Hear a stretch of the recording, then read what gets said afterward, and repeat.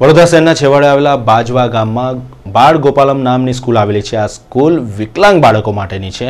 વિકલાંગ બાળકોને અહીંયા ખાસ સુવિધા આપવામાં આવે છે, સાથે સાથે સમાજમાં પગભર થાય તે માટે શિક્ષણ પણ આપવામાં આવે છે। વડોદરા શહેરના છેવાડે આવેલા બાજવા ગામની આ સ્કૂલ વિકલાંગ બાળકો માટે એક પ્રેરણારૂપ સ્કૂલ બની રહી છે। સ્કૂલના શિક્ષકો દ્વારા ખાસ વિકલાંગ બાળકોની કાળજી લેવામાં આવે છે। આજે 26મી જાન્યુઆરી છે, પ્રજાસત્તાક દિવસ છે। આ દિવસની સ્કૂલ સત્તાધીશો દ્વારા અનોખી રીતના ઉજવણી કરવામાં આવી હતી।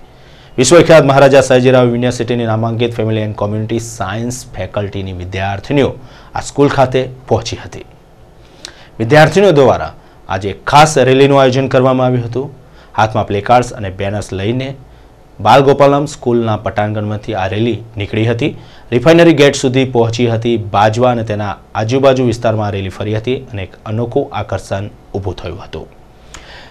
ફેમિલી એન્ડ કોમ્યુનિટી સાયન્સની વિદ્યાર્થીઓ દ્વારા હાથમાં કલર્સ લગાવીને તિરંગાની રચના કરવામાં આવી હતી અને તેમને લોકોમાં જાગૃતિ કેળવાય, લોકોમાં સાચી સમજ આવે તે માટે એક શેરી નાટક પણ રજૂ કર્યું હતું। ઉપસ્થિત લોકોએ તાળીઓના ગડગડાટથી આ શેરી નાટકને વધાવી લીધો હતો।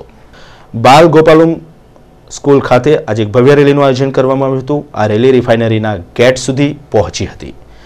વિકલાંગોને લગતા બેનર્સ અને પ્લેકાર્ડ રાખીને નાગરિકોને વિકલાંગો પ્રત્યે જાગૃત બનાવવાનો પ્રયત્ન કરવામાં આવ્યો હતો।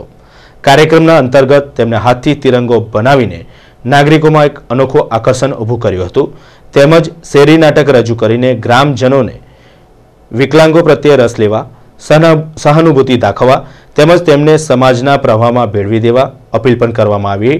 સાથે સાથે વિકલાંગ બાળકોને ચોક્કસપણે શિક્ષણ મળવું જોઈએ તેવો સંદેશો વહેવડાવવાનો પણ તેમણે પ્રયત્ન કર્યો હતો।